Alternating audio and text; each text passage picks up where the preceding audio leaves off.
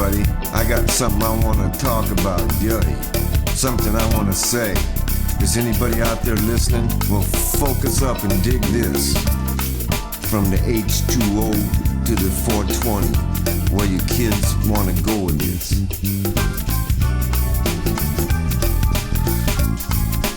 The masters of war who have the love of power, now is the time, this is the hour for you to stand down.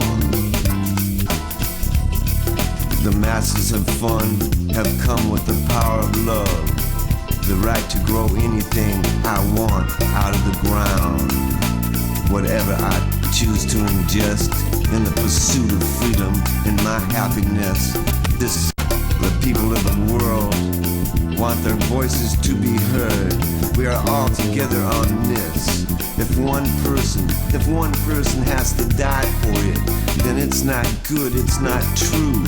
Peace, freedom, and equality are what we demand from you. For all our children, the earth, the sun, the race is over. Everything's won. Do nothing and everything's done. I'm a good for nothing, I can do nothing better than anyone. In the fine art of relaxation, I hold a degree. I'm on a permanent vacation, so let the universe be. By the master's degree, embrace the power of love and dance with me. Dance for the sun, with the rhythm of the ocean. Feel the earth beneath you and the winds and tides of emotion. Be a fun master with the power of love. Dance and embrace all around you. Feel the power of love. Surround you, spread it around you. Give, be a fun master. Spread the power of love to everyone. Life is a precious gift. In the present, get in the moment. Be here now. Love is the power. Love the power of love. Now is the hour. Now for the power. With the masters of fun, be a fun master. Everyone feel the power of love. Give the power of love. Think the power of love. Be the power of love. Be a fun master. And dance with me for all eternity.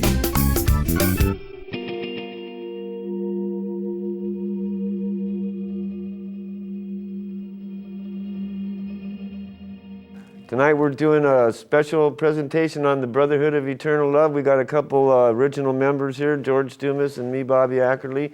And we got a gentleman that's doing a documentary on Orange Sunshine. And William, Bill, over here. Do you want to tell the people what's going on and what you're doing? And yeah, so doing a documentary film on the Brotherhood of Eternal Love, kind of, and Orange County, like in the 60s. Yeah, been working on it for a few years, and yeah. All right. And then you want to introduce your crew? This is Rudy Barth. This is our cinematographer, also producer. And this is George Dumas over here. George, hi. And this is Laura Noobson. She's our hostess. And so we're gonna cruise down here and go back into memory lane and talk about some of what the Brotherhood actually was and what it was about. And we got a few clips from some of the other original members. And I've been talking about this for a couple of years on our show and stuff. And then I saw this clip on the Brotherhood on MySpace, and I saw some stuff I didn't like, so I emailed him and said, hey, and I got a phone call from this guy and saying, hey, my name's Nick Shaw, and I'm an Orange County weekly reporter, and I'm doing a book on the Brotherhood, and I was wondering if I could talk, and I said, sure. And it was on, so then he hooked me up with my good friend Spaghetti from the 7th grade, Eddie Padilla, and then we just started, Bill, when I found out it was him, then he wanted to come up and interview us and everything, so he did a clip with Eddie Padilla and with Chuck Mindell, and we got those, and we're going to show those later on down the road. And how long have you been working on this? I mean, because I saw that other clip with Stubby and stuff. George, what do you think of Stubby? Oh. We don't. Whatever he told him was a complete lie. Yeah. So Yeah, so that's all we're got saying. So different we stories wanted to going. tell the truth here on what was really going on, because most of the information that's out there is from the cops and the snitches. And so we Perspectives. haven't, yeah, really are. Different perspective. So we haven't talked shit, man, and now we're gonna tell the story. The statute of limitations has run out, and they can't do nothing. that's because right. Weed's legal and all that kind of stuff, and I got my script. Let You know it what I'm rip. saying, man? There we go. So, yeah, so we can burn whenever we want to now. Oh, wow. They threw us a few scraps. Don't tell me what to grow out of the ground. Don't tell us what to grow on the ground. This stuff's been legal for 40 years, hasn't it, George? Oh, just I always thought it was legal. I mean, did somebody make it a illegal? long or- time. Been growing in the ground a long time. Yeah, so this black alliance of bankers and stuff found a way to double their dough, and they made it all illegal so that, you know, it was a British Secret Service thing on the Poppy Wars. They used the same scenario to create a drug war or a drug thing in America, and with the music, and it got out of hand because the LSD did stuff they didn't imagine that would ever happen, and the binary numerics for your computers came from LSD, and a lot of other stuff. And it's all this stuff is all natural that these guys have illegal. And so we found out. We knew they were lying a long time ago. I didn't want to rape or anybody when I smoked weed or chew up glass and all that shit. We wanted to make love and have peace, man. And so cruise and go surfing and stuff. So we knew they were lying.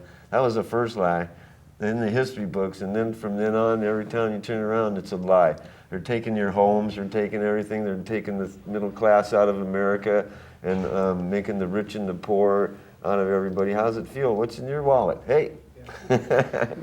So the Brotherhood was in my idea, it was like eternal love. We got all turned on to our inner light, and there was a community, a unity that was we were all one, and that unity was brought about by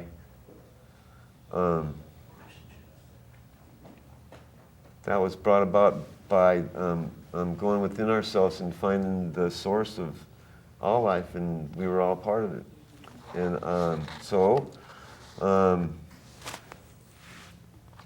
well, what do you guys say? Something. Somebody say something. I don't know. What the hell did you tell me?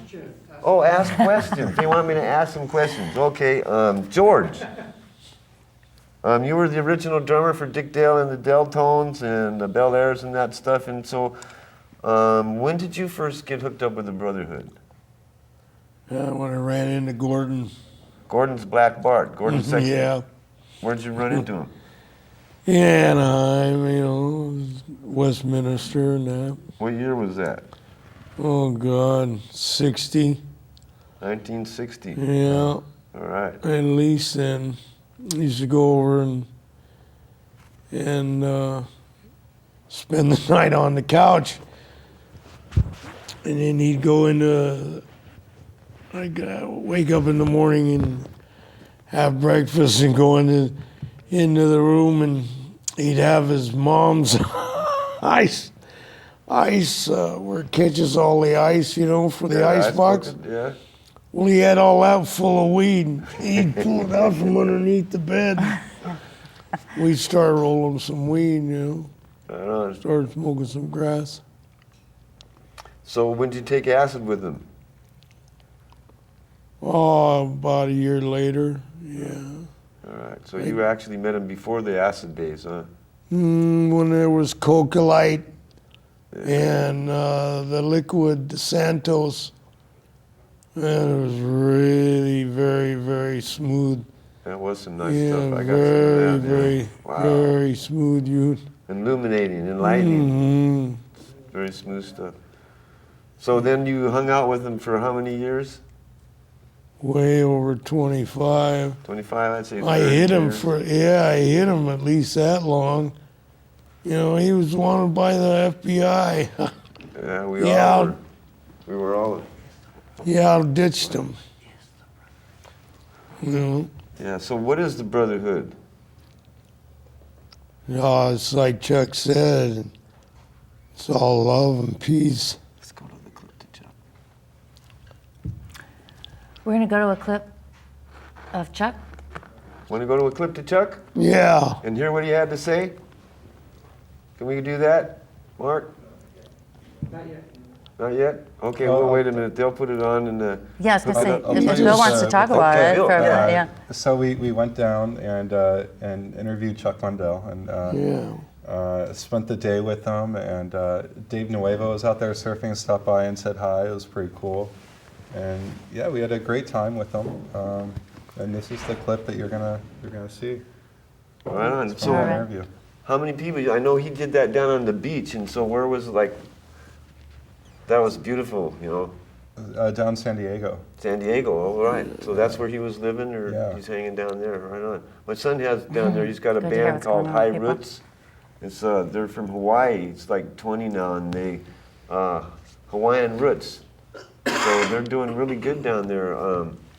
Yeah, they're gonna be, it's like they're the chosen ones from Hawaii. The Hawaiian sound hasn't been really exploited yet or made real popular like Bob Marley and all these different cultures, but they're assimilating everything because everybody comes from, you know, to Hawaii and there's some unreal sounds coming over there.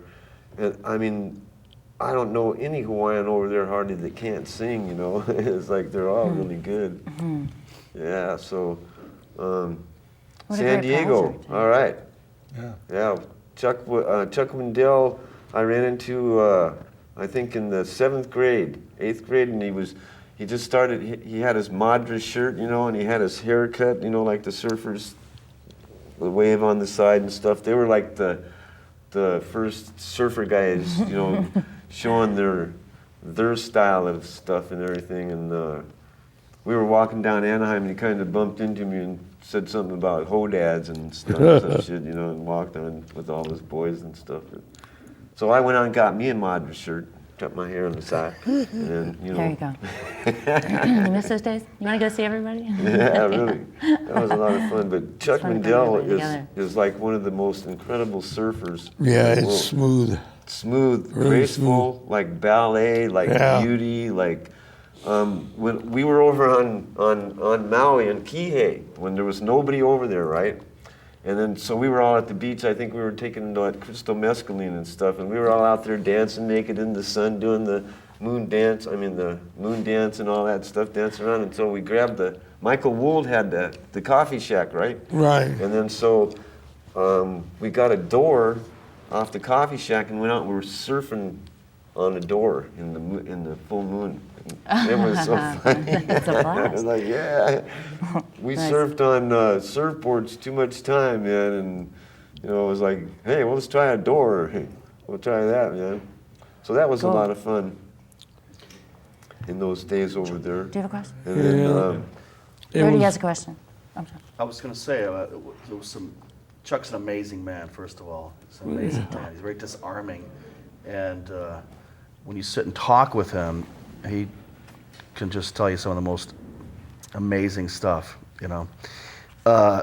Is it true, right, that Chuck is the one who named it, or he came up with the name of the Brotherhood? Is that a true story? Did you hear this? I don't know that one. You know, the way Yeah. the story I heard was that Tommy told me, Tommy Tunnel, that they had found a book, some rare book on the Brotherhood of Eternal Love, and it was a Tibetan thing from ancient, and that they were being reborn all Yeah. these places, and then for the heralding of the Golden Age and all that, they'd be born on the West Coast, in the West on the Was it Gold. Chuck that found the book or something, or he I brought the don't book know, there you maybe, know. or he Yeah, how does that tie found the in book with in what you a, heard? well, how'd the story go, Bill? Do you remember the story? You know, they were all sitting around at the House of Majeska, trying to come up with names, and Chuck was in the kitchen, and I guess he said, "Well, how about the Brotherhood of Eternal Love?" And Eddie was standing there, and Eddie tells this story that it just everybody knew right then that it clicked. That was it. That was it. Right on. Nice. Yeah. Seems to fit. Yeah. Yeah. Yeah, I was up north during that time. My parents were split up, so I was up north and down south and stuff. So I missed a lot of the stuff with the boys, but I brought a lot of stuff from up north too that I thought was a good thing. Yeah. I know we're going to see a clip in a minute, and we're talking about a couple different parts of all this. I have some questions about what your favorite parts are. Do you have a favorite part of the movie, or is it too early to tell? Yeah, it's pretty early, but we've just enjoyed the process of making the film so far. So when you start making a documentary, there are so many things you discover. What's maybe the most surprising thing you found? The story itself, I think. Yeah, it's whole kind of thing. a constant like building evolution, Yeah. you know, of stories, and it's constantly being shaped and reshaped. It is a constant process of discovery. Right. Dodge City. What are some questions you have that are still unanswered? What are some pieces maybe you're looking for? Yeah, I think that there's a lot of myth and a lot of legend around the Brotherhood. What people perceive it as, you know, people who say that they're Brotherhood. You know, there's a lot of people say it's a pretty wide-reaching group. I A lot of bet. people know of the Brotherhood, Right. right? But it's kind of a small circle when you get down to it. You know, so. All right, yeah, definitely. That started in the 7th grade in Anaheim when I first saw him, when I moved to Fremont, went to Fremont school. I think we're ready to roll some clips here, so let's have a look at what Chuck has to say. Cool. Are we ready? No audio. The Affy. It went to, we fixed it up in Honolulu. I made a fishing line for them to survive with. I'm a fisherman. And I got a bungee cord and some 300-pound tests, tied a loop in it, put the bungee cord through the loop and onto the boat, and tied the line off on the boat, and put a jig, which is like, has rubber skirts, they call them, on a resin-headed jig that goes, it goes, and it pops in the water. So we sailed the boat from Honolulu to Maui before they were going to leave, and I showed them, I caught some mahi-mahi and some small tuna on there, and showed them how to do it. And they took it and went to Oaxaca and smuggled some Oaxacan weed back to Maui, and the boat was kind of late. I remember they got pretty scary. And some people would tell me that Gordon was on the boat, but he wasn't. I lived with Gordon, he was home, but spiritually they could feel him on the boat. And everybody, they wanted to know where they were, and finally the boat pulls up in front of Russ Harrigan's house in McKenna Beach. As they're unloading it, there's some hippies that lived there from all over the world, lived on McKenna Beach in those days. And a couple of them come out through the bushes and see what's going on, and this guy Mark Stanton, who was another part of the Brotherhood, original part of the Brotherhood, he was a very heavyweight kind of person. He always was the guy who carried guns and took care of the real. If everything got real, and Mark would be the guy to go to, right? Mark just tells him, throws him some weed and tells him, go back to the bushes, this is the real fucking deal, and go play heaven over there on the beach, you know. And they unloaded the whole thing right there and then. How much was it? A ton. And Crazy George and I were drinking in this bar, and we drew a big sign. The weed was called Lightning Bolt. We drew the boat and told the whole story on this sign in this bar called the Waterworks in Lahaina. I don't know if the sign's still there or not, but it was a pictorial of the whole experience, right? It was pretty funny. Did you do the big sailboat? George? I wasn't on the boat. That's no. George right I there. know about George- the Affy. George was on the boat. So, It went to- George, tell us a little bit about the Affy and what Chuck was just talking about. Experience, yeah. He was talking about when we unloaded it in McKenna Beach. So you were actually on the voyage from Oaxaca? No, just on the beach. Oh, you were on the beach and helped unload it? Yeah. And then when did you get on the boat? Oh. After it left there? Oh no, a year later at Oh, least. okay. It hung out in Honolulu. Who was on the boat? Oh, it varied from time to time. People. No, who was on the boat from Oaxaca to Maui? Oh, some other people, other people. Just You don't know? Nameless. I'm not going to tell the names of them. All right, so you don't Spaghetti know. was one of them. It doesn't matter. Yeah, Eddie He could already tell said he you was more on the about boat, that. and Malcolm was on the boat. Yeah. Who else was on the boat? Manana. Manana. Yeah. I thought you were on the boat. I thought you told me you were on the boat all that time. No, Okay, no. You Spirit. got Just hooked up on down the road. All right. Unloaded it. Yeah. So they unloaded it. And, Yeah, it took 5 cars and 1 truck yeah. to get a ton and a quarter Did of we weed say up. what was on the boat? I don't think we It really. was lightning bolt, all It the was weed. Oaxacan weed. You There's just- this beautiful, unbelievable. We called it lightning bolt because it was so good. You And could Jerry stick it- Lopez actually named his surf shop after that. And You can stick it up on stainless steel and push it, and then look at it, and all of a sudden it'll drop. That's how sticky it was. and stay up there for a few minutes. you mean? Yeah, right on stainless steel. We didn't sell any of that. That was the personals. That's what they found that trunk call Jimmy lightning Dale bolt. had out there. And he had a trunk full of the lightning bolt. I brought back some canning. hashish and we had some orange sunshine and that mescaline. He had this big trunk out there. The cops come and find it and take it, right? So Gordon hooked up a softball game because we'd play softball when there was no surf, you know. Me and Yeah. Spaghetti went out and bought a big bag of softball equipment and we started playing against Lahaina. So anyway, they set up a deal that we would play the cops and the mob, which were all the same people over there, and then if we beat them, they'd give us back the stash. So we went down and played in Lahaina and we waxed their ass, dude. And then we went into the Maui BEL. That was their place. you know. Yeah. That was like the mob's hangout and stuff. And Tequila's joint. yeah, dude, it was like I was buying everybody in the place drinks. You know, they'd buy me a drink. I'd buy everybody a drink, and then everybody else was too. You know, it was like I ended up in the front of the place in one of those parking spots, passed out because I was drinking. I don't usually drink. You know. Did you get your dope back? Yeah, we got the dope back. Jimmy got not all of it. They kept some, but we got it back, man. And we used to have these luau's down at the banyan tree, and all these people would come down and then weren't you in putting the acid? Remember putting the acid in the punch with Oh, Tudor yeah. and Woody? Oh, yeah. Yeah. Tell about that. Just stainless steel vat about that big around and about that much juice in it. And just, about a half a gram. All right. Yeah.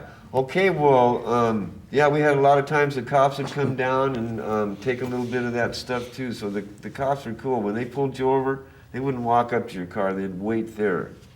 You'd come out and talk to you. So anyway, we're going to run another clip here. And I think this one's of Eddie Padilla, our good friend Eddie. Are we on for that, Mark? All right, let's roll.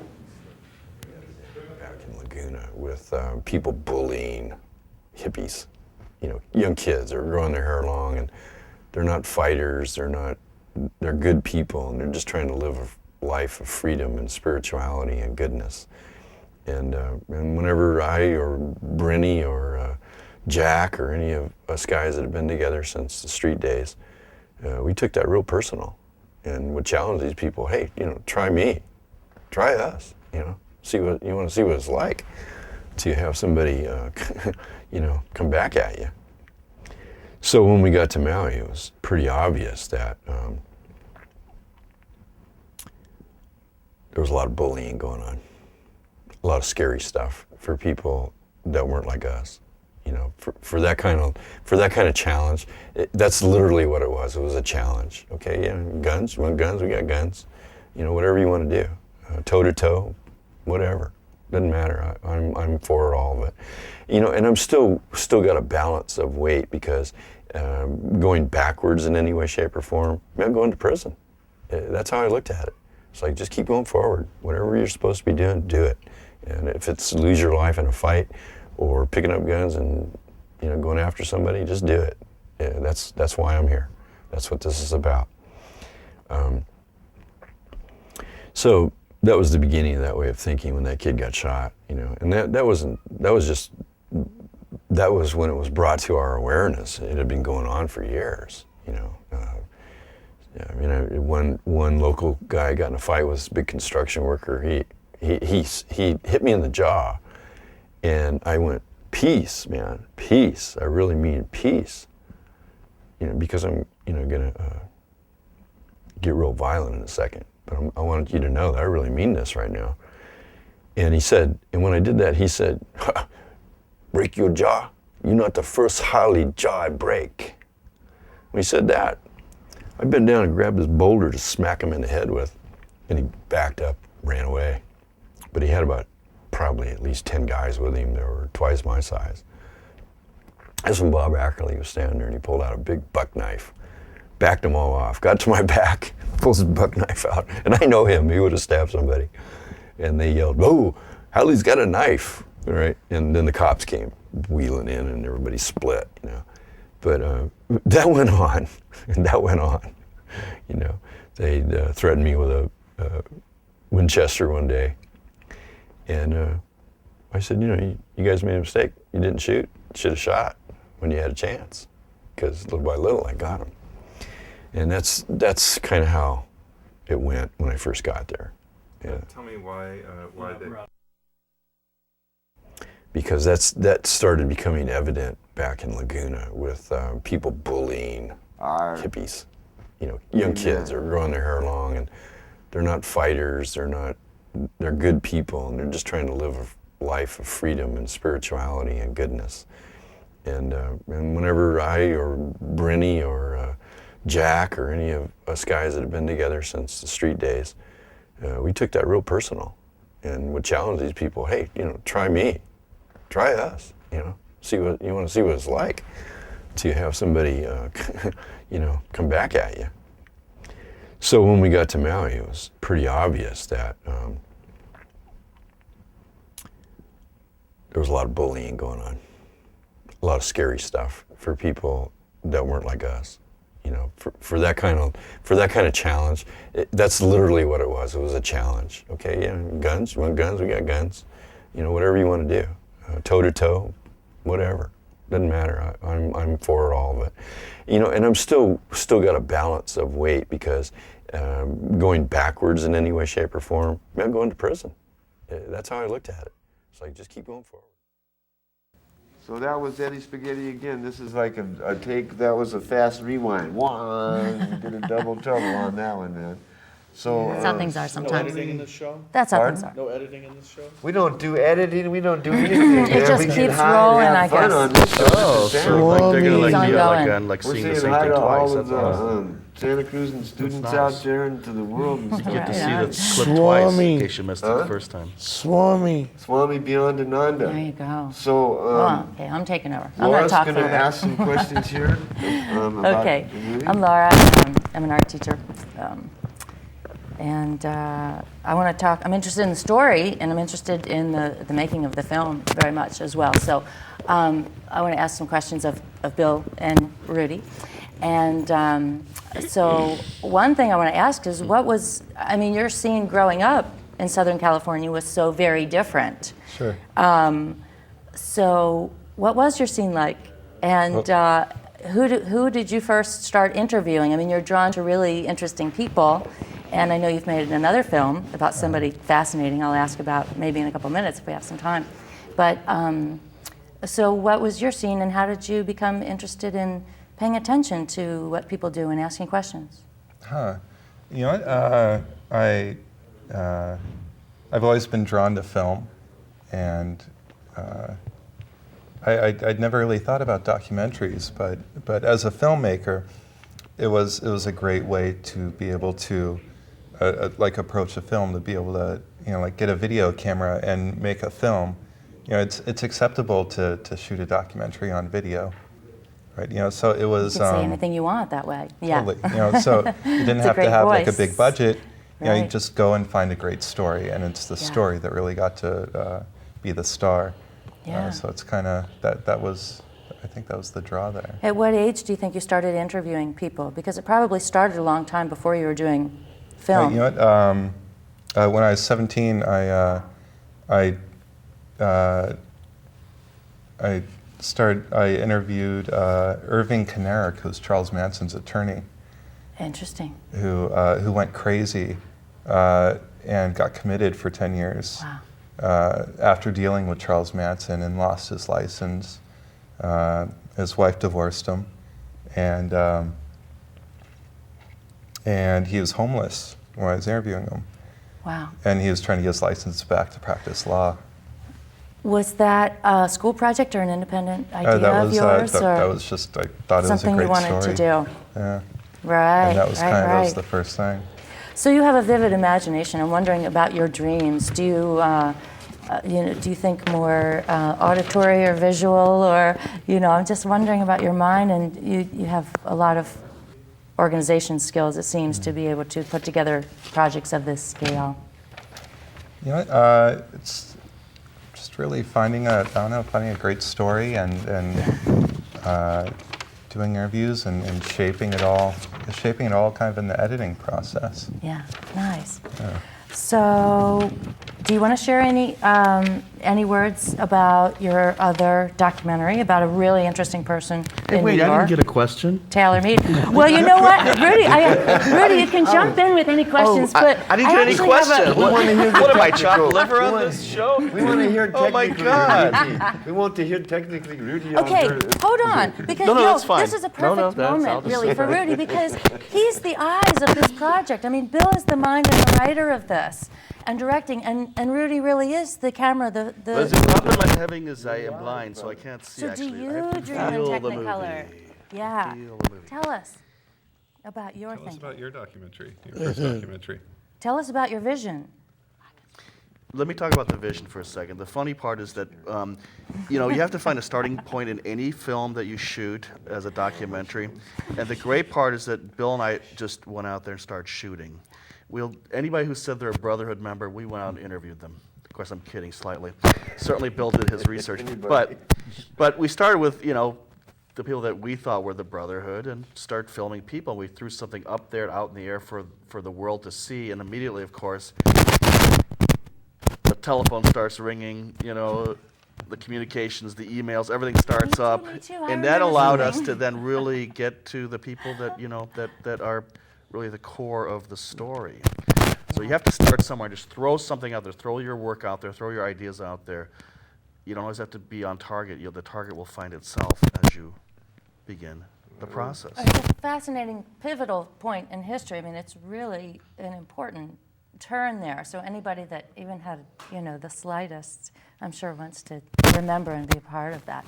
And I know a lot of people will really enjoy hearing the story. Go ahead. You can talk to Bill now. I think I've. Oh no! I have a really important question for you, Rudy. No. I can only take one question. I think I might save it though. Save that question. Okay, I got two different directions. So, no, I have to ask it now, because we're on the. Okay. So, in your travels, what's the craziest adventure Bill's ever gotten you into? Or would you take responsibility too? What's the craziest adventure you've gotten into? I really want to know. If you remember it didn't happen.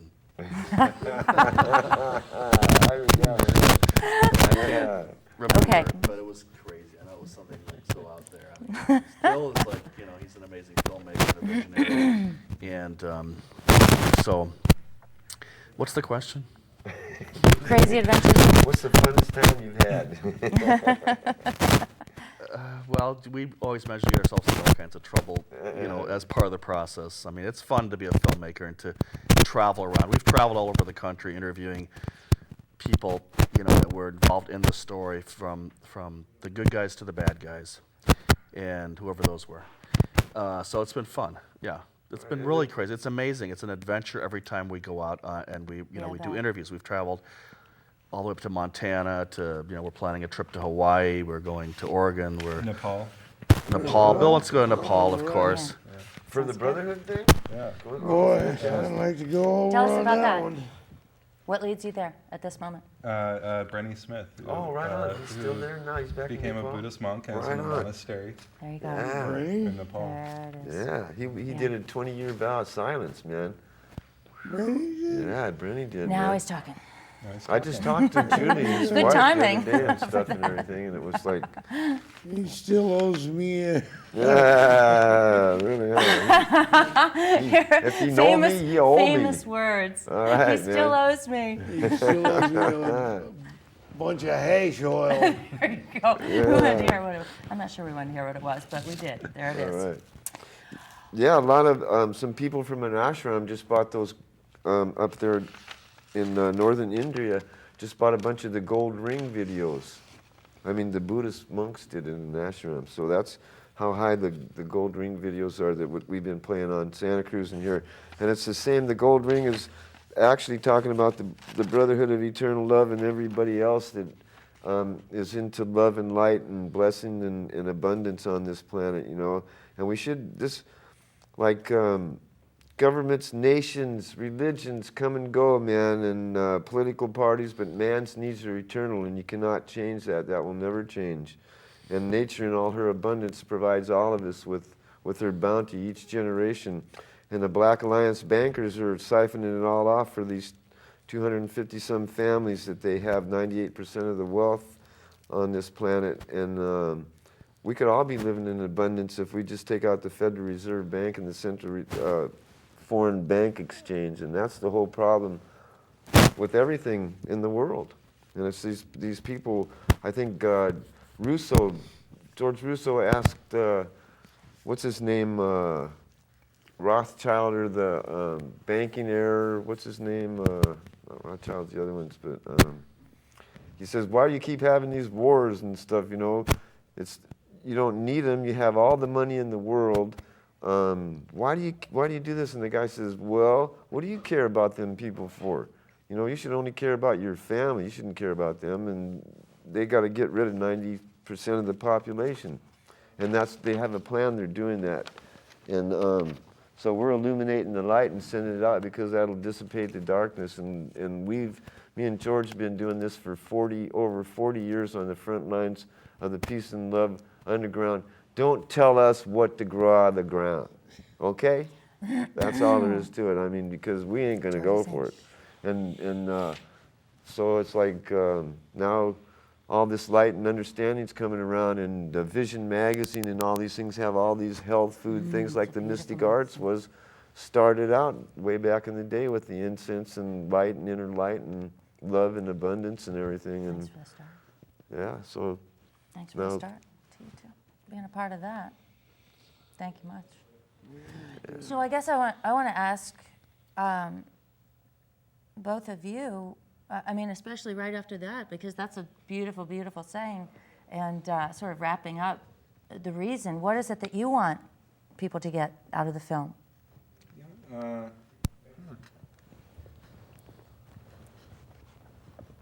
And I might ask that again at the end, but because as we talk, Sure. it might evolve. I hope people get a lot of different things from it.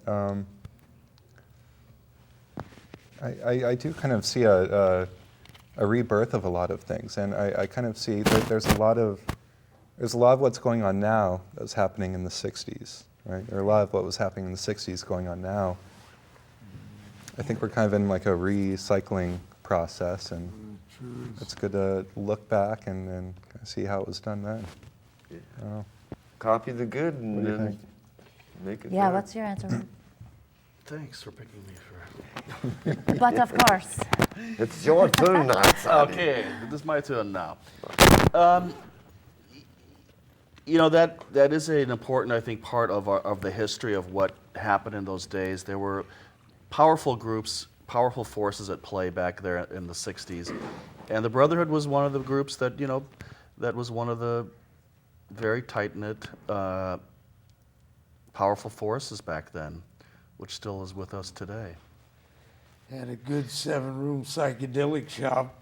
Yeah, the Mystic Arts were Yeah. Laguna. I mean, they were responsible for making millions of people turn on. That's right. Yep. I mean, millions of people turned on because of the Brotherhood. Newport Pop Festival down in Costa Mesa when we threw that concert with, oh God. Everybody. Yeah, everybody, man. Yeah. I heard some guy talking on that was telling Everybody about was all the there. Orange Sunshine people were just throwing it around. Country and stuff. Joe and the Fish. I went to one of those, but I don't remember which I one it was. poured a I was whole so stoned. matchbox full of Orange Sunshine, Remember? If you- swirled if it you can't around, tried remember. to hand it to Country Joe. That must have been a He good wouldn't one. take it. Sorry, George. What? No, I just tried to hand him Country Joe some Orange Sunshine. It was in a orange juice. There was about that much left, and I had a matchbox full of Orange Sunshine, so I just poured it in. We happened to be in the press box, and that, in the stand. So I walked right up, tried to hand it to him. He didn't want it. He saw me pour it in there. Ah, He knew. yeah, really. You didn't want to get dosed that day. Huh? No. Yeah, all right. Yeah. But it didn't slow down everybody else. Oh boy, we had I used to get the Sunshine in San Francisco at the Aquarian Temple. I'd get the Purple Osley when Jimi Hendrix played. I'd get the Pink Osley when Pink Floyd played, and the White when Velvet Underground played. And then, of course, we always had the Sunshine. We'd pass them out at all the Love-Ins, at all the Beans, at the Straight Theater, at all the concerts, free. They'd give us a gram of acid, 3,000 hits at every gig. Be putting it on their mouth. And then I heard the boys down south were like doing the same thing. This one guy just called on the Skype on the Gold Ring Block Talk Radio, and was, because I was talking about the Brotherhood and the back in the day, and he was saying about that concert, and that there was just, he said there were just people throwing LSD everywhere. There was Orange Sunshine everywhere. I was like, right on. I don't remember if I was at that one. Yeah. Christmas, Gordon had a shoebox, him and Hortigondo, and when they got off the plane, they were passing out envelopes to people that were, suits and ties and dresses, would never even take, but he was passing them out. Hey, we're gonna run another clip of Eddie here. Another one of Bill's clips on Eddie Spaghetti Padilla, my homeboy, 7th grade. I love that man. So yeah, we need audio. I think it was 1960. I believe it was 68.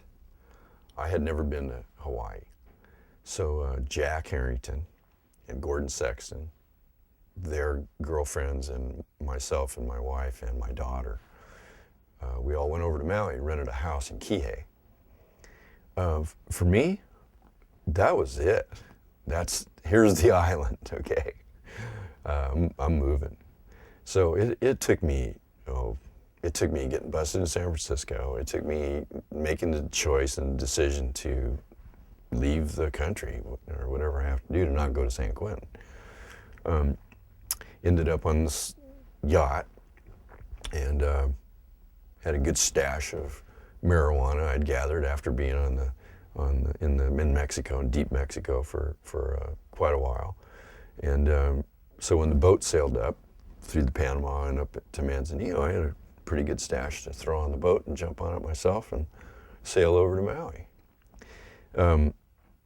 What stash I had from the Mexicans was absolutely wonderful. I had a bag that was getting ready to be waterproofed, and it was probably 3 foot tall, maybe about 3 foot tall.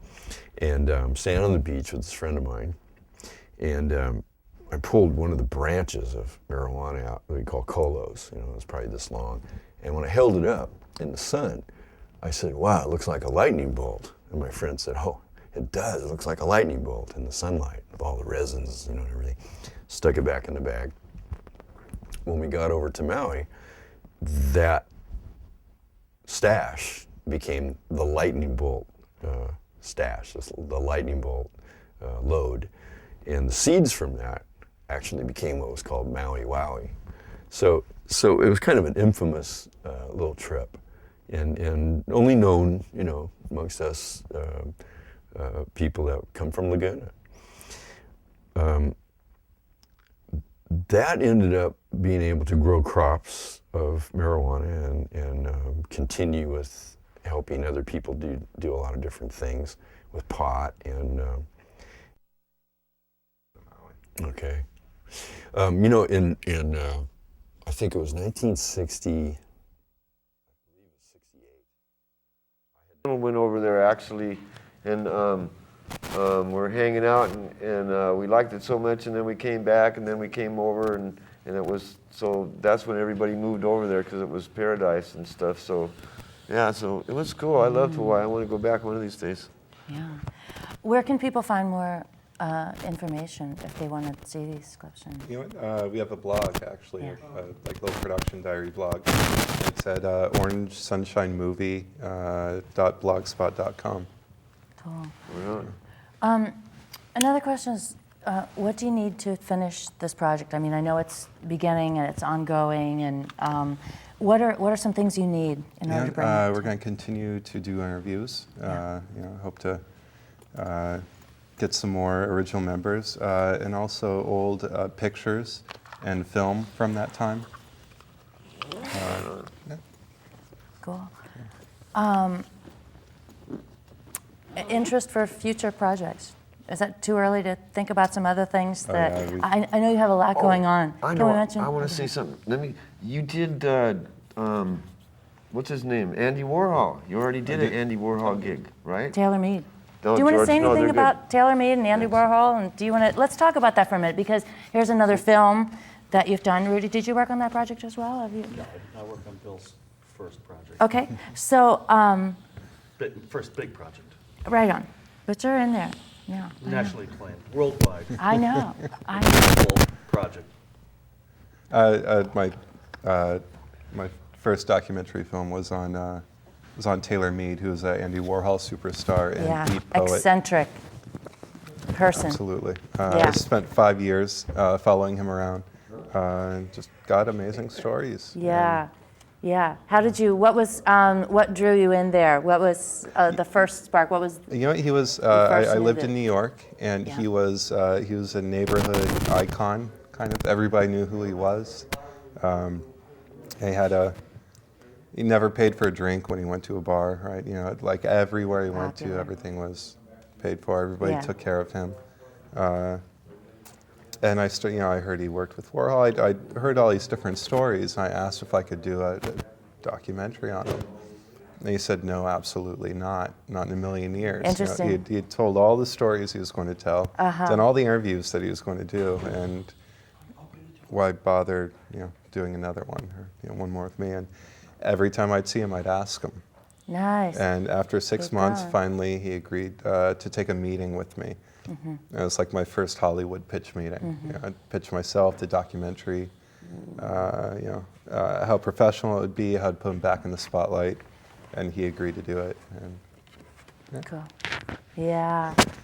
Nice. So, future projects? We won't. Just I don't know. interest. I guess I'm interested in knowing what. I mean, I know you'll choose your energy and There's apply it as you see fit. There's so many great stories out there. I think Yeah. Rudy has a couple good The projects. thing is that Yeah, let's projects hear are it. a way of finding you. You don't necessarily always look for projects, and usually they're right in front of you. And so you'll travel the entire world trying to think of what am I going to do next, yet you actually have it right there in front of you, and you don't realize it until all of a sudden you wake up and you go, Do you want to talk about something you've done or something you want to do? no.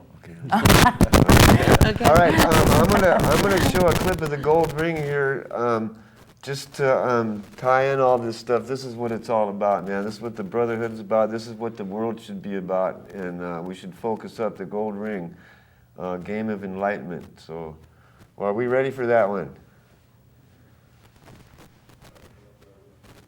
It's a spin. Come on, turn up the audio, dude.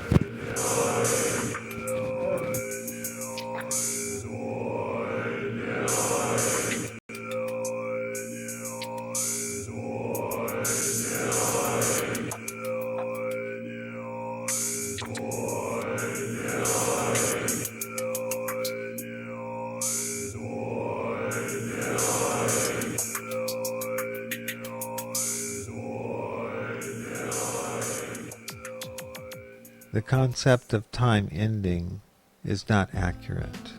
Consciousness is ascending, and with consciousness ascending, time is becoming collective, where the now moment is being shared in instants across your globe through the expansion of your mind, which is becoming unified. Consciousness is unifying time and is unifying life. And by this unification, the requirement is that the space that you live upon, the earth that you exist within, the solar system that you are part of, become unified. When it becomes unified, then the energy of time, which is your energy, and the stream of energy that you create becomes one stream in harmony. In that harmony, all things are possible. In that harmony, all things are created instantly, and the manifestation is perfect.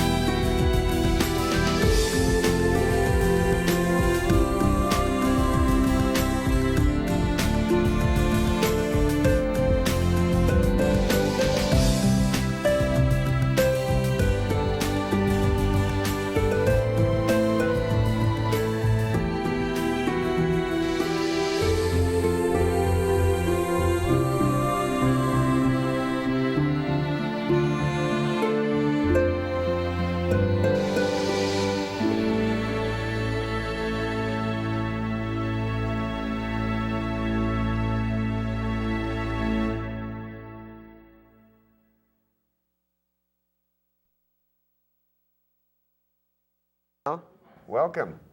Here we are. Here we are. And that was the Gold Ring videos, a little taste of it and stuff. You can check that out online and actually join the Gold Ring Wiki and become part of the Gold Ring community. And then, so Laura, you want to say a few things here, darling? Please move that away from me. Thanks. I want to say a couple things. I want to thank you for bringing this story to light. And I really want to thank you for coming to Santa Cruz to interview our very own George and Bobby right here. I mean, this is a really big thing for us, you know, to be a part and for them to be a part of that. So It's big for us. I want great, good, you two are wonderful. And I want to ask just some off the track questions maybe.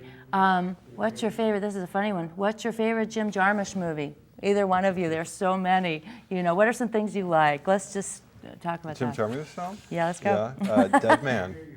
I love Dead Man. It's kind of what the Western, I feel like what the Western should have been.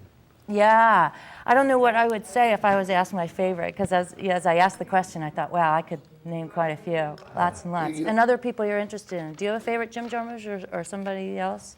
I don't even know who that is. Who? I don't even My like favorite that guy. movie's me. Oh, I don't even like that guy. who is You it? don't? Okay. Do you?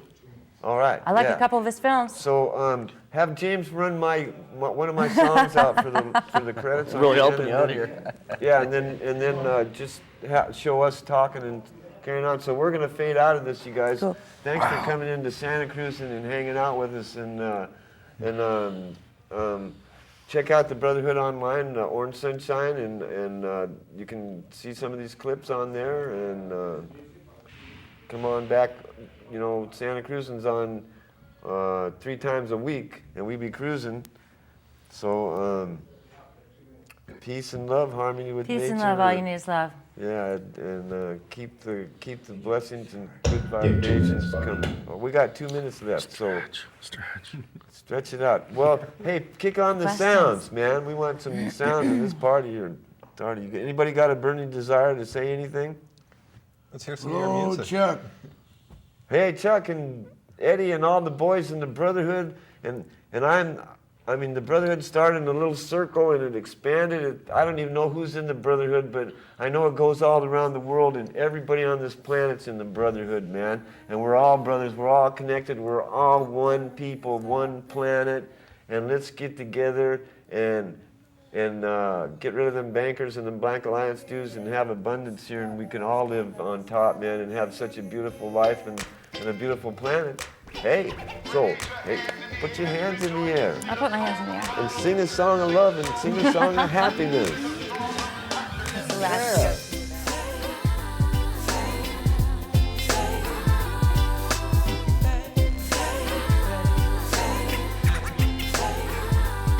You can't fade away. The way I feel for you, there ain't no word I can say. What I do for you on every single day. I make it through this game called life. And so it's still with pain and strife. Reality will cut you like a knife. It ain't right. But with you by my side, we will win the fight. In the battle of dark and light. Take my hand, hold it tight. When we dance, I feel alright. By your side is where I'll be. Endless love won't fade, you'll see. When I walk, you walk with me. Together let the light shine. By your side is where I'll be. Endless love won't fade, you'll see. When I walk, you walk with me. Together let the light shine.